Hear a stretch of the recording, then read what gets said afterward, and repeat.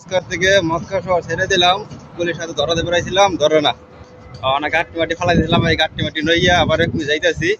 ধরলে তো ধরলে, না ধরলে মনে করেন থাই কয়দিন দেড়শো বইরা। ঠিক আছে, আপনারা দোয়া করবেন আমাদের জন্য।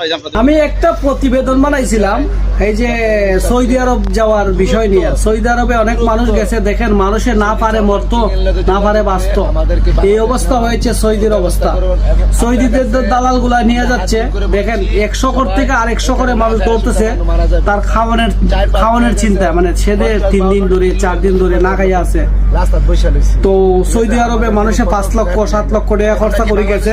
আমার আত্মীয় স্বজন কিছু গেছে এই দেশে, তারা আমাকে ফোন করে খাদে। তো আমি তাদেরকে বলছিলাম না যাওয়ার জন্য, কিন্তু এখন বলে ভাই অনেক বড় ভুল করে ফেলছে। তো আপনারা যারা সৌদিতে যাইতে চাচ্ছেন সবাইকে কেয়ারফুল, যায়েন না সৌদি আরবে। কিন্তু যারা সৌদি আরবে বিপদে আছে, আমার কিবা ভাই, আপনার ভাই কিবা আপনার চাচা কিবা আপনার ছেলে, তাদেরকে উদ্ধার করার জন্য আমরা সরকারের কাছে আবেদন করতেছি যেন তাদেরকে উদ্ধার করে তাদের বাংলাদেশ আমাদের দেশে ফিরিয়ে নিয়ে আসা হয়, কিংবা সৌদি দূতাবাসকে বলা হয়